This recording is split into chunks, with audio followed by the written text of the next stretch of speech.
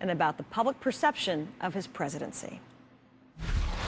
When you take a tour of the world, a lot of Americans email me with their fears that, you know, some days they wake up and it just feels to them like the end of the world is near, and you go from North Korea to Iran to Iraq to Afghanistan, and you look at how things have changed, how Americans are viewed overseas, if that is important to you. Do you have any moments of doubt that we fought the wrong war? That there's something wrong with the perception of America overseas? Well, those are two different questions. Did we fight the wrong war? And I have no doubt. The war came to our shores. Remember that. We had a foreign policy that basically said, let's hope calm works. And we were attacked. But those weren't Iraqis. No, they weren't, no, I agree. They weren't Iraqis, nor did I ever say that Iraq ordered that attack. But they're Iraq is part of the struggle against the terrorists. Now, in terms of image, of course I worry about American image. We're great at TV, and yet we're getting crushed in the PR front. I personally do not believe Saddam Hussein picked up the phone and said to Al-Qaeda, attack America. The folks who say you should have asked for some sort of sacrifice from all of us after 9/11, do they have a case looking back on it? Americans are sacrificing. I mean, we pay a lot of taxes.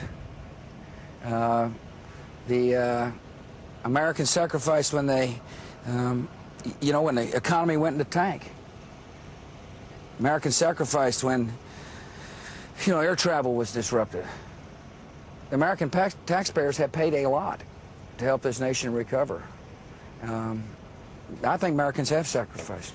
Mr. President, I know how much you love deep psychological examinations of yourself. While you were at Kennebunkport this last weekend, people talked about your relationship with your dad. People mentioned that former President Clinton has been a guest at Kennebunkport more often in the last few years than you have been. Yes. And there was a lot of speculation. Your spokesman, Tony Snow, recently all but said it's because of the way your father chose to end the first Gulf War that bin Laden saw weakness enough to strike the United States. Is there Trying to figure out where you're going here. Is there a palpable tension when you get together with the former president, who happens to be your father? A lot of the guys who work for him are not happy with the direction. Oh, no, listen, my relationship is adoring son. Do you talk shop? Sometimes, yeah, of course we do, but that's a really interesting question. I mean, it's kind of conspiracy theory at its most rampant. My dad means the world to me as a loving dad. He gave me the greatest gift a father can give a child, which is unconditional love. And yeah, we go out and kind of float around there trying to catch some fish and chat and talk, but he understands what it means to be president. He understands oftentimes I have information that he doesn't have. And he also understands how difficult the world is today. And I explain my strategy to him. I explain exactly what I just explained to you down there about how I view the current tensions. And he takes it on board, and he leaves me with this thought: I love you, son. If your administration ended today, would you be satisfied with the record thus far? Again, the view out there, I think if you asked 9 out of 10 presidential historians, high point, bullhorn in the rubble of the buildings that came down. Low point, we're standing on it. Is that fair? First of all, there's no such thing as short-term history as far as I'm concerned.